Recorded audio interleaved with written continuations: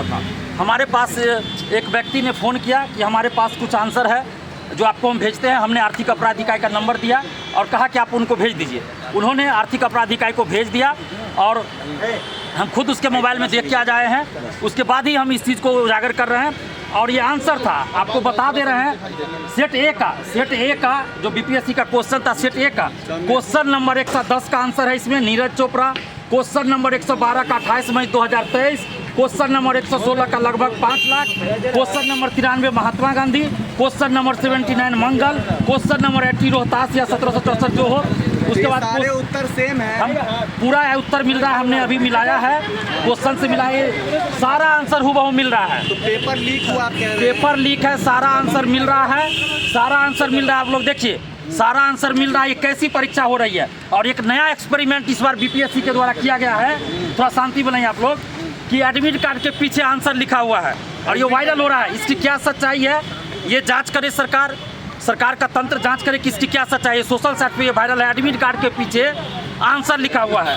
किसका admit card है ये किसी अभ्यर्थी का होगा, जिसका भी हो। और बसों में, स्कॉर्पियो में और भी कई महंगी महंगी गाड़ियों में भर भर के स्टूडेंट्स को ले जाया गया। हजारीबाग तो एक मतलब उदाहरण है। पटना में, बिहार के हर जिले में भर भर के ले जाया गया, उन्हें आंसर क्वेश्चन रटवाया गया। हमने एग्जाम से एक दिन पहले सूचित भी किया था बहुत लोगों को, जो भी इसमें जुड़े हुए लोग हैं उन लोगों को, बीपीएससी को भी सूचित किया था, प्रशासन को भी सूचित किया था। और इस शिक्षा माफियाओं का इतना मनोबल बढ़ गया है कि अब जो है क्वेश्चन का आंसर रटवाते हैं मैरिज हॉल में रख के।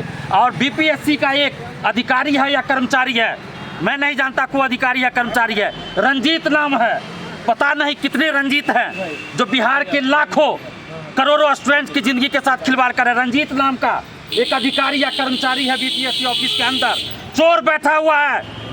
67वें बीपीएससी आंदोलन के समय भी हम लोगों ने कहा था कि अमरिंदर कुमार के साथ साथ उस रंजीत को भी बाहर कीजिए, लेकिन पता चला कि वो रंजीत अभी तक बीपीएससी ऑफिस में है। उस पर कार्रवाई हो, सारे मामलों की जांच हो और ये जो रंजीत नाम के अधिकारी या कर्मचारी या जो भी हो, उसका नाम भी आ रहा है, बहुत सारे लोग बता रहे हैं, तो उस पर जांच हो। बीपीएससी के अंदर, बीपीएससी ऑफिस के अंदर सबसे पहले जांच हो और उसके बाद बाहर भी जांच हो और जितने लोग इसमें पकड़े जाते हैं सब पे कठोर कानूनी कार्रवाई हो।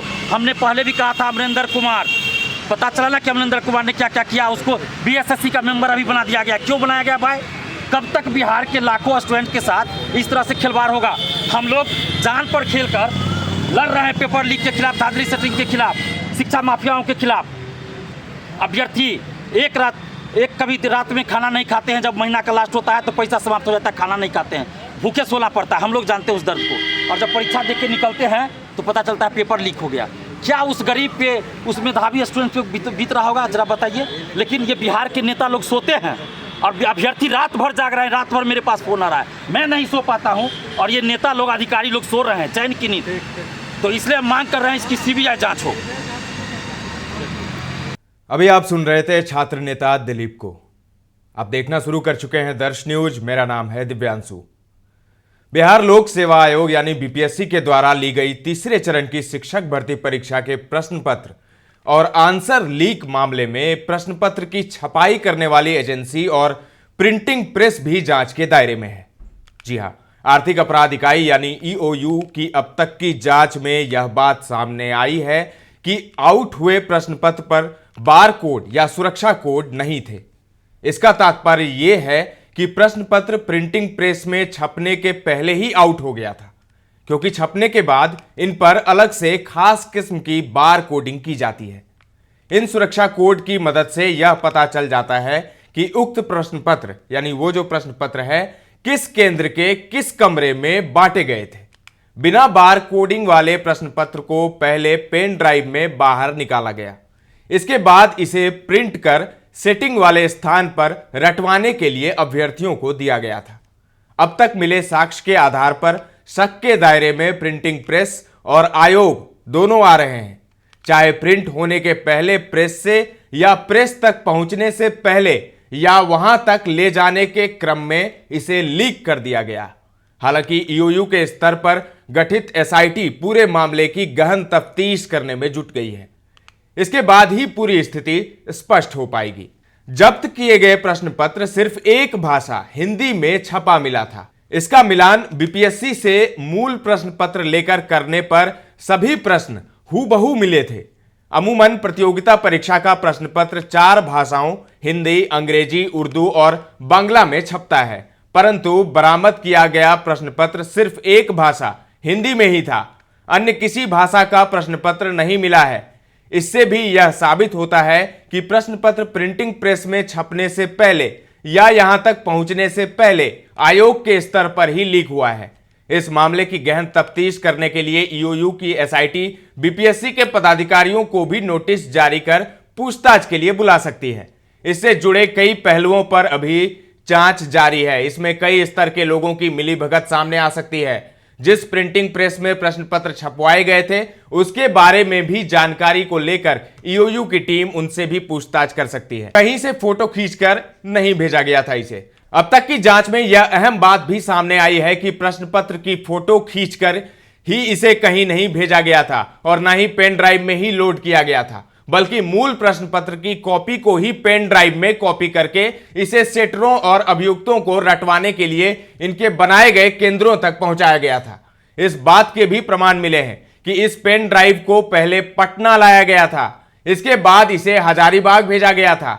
इस बात की जांच चल रही है कि यह किन लोगों के हाथों में होते हुए गया था। इस मामले की जांच में सहयोग करने और जांच प्रक्रिया को जल्द पूरी करने के लिए ईओयू ने बीपीएससी को एक नोडल पदाधिकारी नियुक्त करने के लिए कहा है, ताकि इनसे किसी भी समय संपर्क करके जरूरत के अनुसार दस्तावेज प्राप्त कर सकें।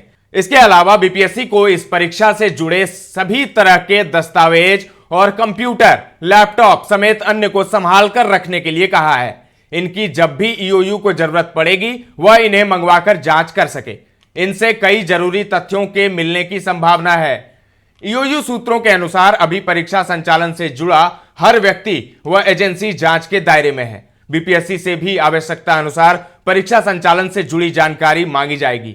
परीक्षा संचालन में किनकी क्या भूमिका रही, प्रश्न पत्र की जानकारी किन किन लोगों के पास थी, यह सारी जानकारी ईओयू एकत्रित कर रही है। इस मामले में हजारीबाग से पकड़े गए अभ्यर्थियों व कुछ सॉल्वर गैंग के सदस्यों को जेल भेज दिया गया है। मामले में हाजीपुर और करबिघैया से गिरफ्तार किए गए अभियुक्तों को खासकर रिमांड पर लेकर पूछताछ की जाएगी। जांच टीम को शक है कि इसमें अंतर्राज्यीय गिरोह की भी शामिल हो सकता है। तो अब धीरे धीरे कुछ बात सामने आ रही है कि बिहार में शिक्षक भर्ती परीक्षा के प्रश्न पत्र आखिर कैसे लीक हो गया था। मामले पर सियासत भी हो रही है। पूर्व डिप्टी सीएम और आरजेडी नेता तेजस्वी यादव ने बीजेपी पर निशाना साधा है। सुनिए तेजस्वी यादव को। आप बताओ, 17 महीने में कोई पेपर लीक हुआ था क्या?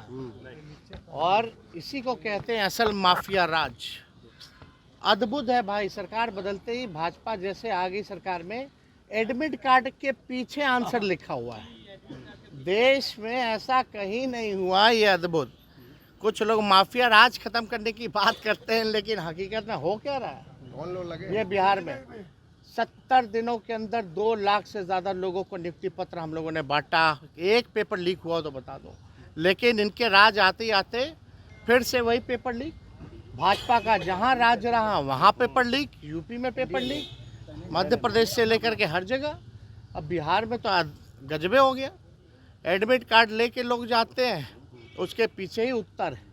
तो हम तो चाहेंगे कि इस बात को आप लोग भी समक्ष जो है रखने का काम कीजिए। तो आपने सुना, तेजस्वी यादव हमलावर हैं सरकार पर।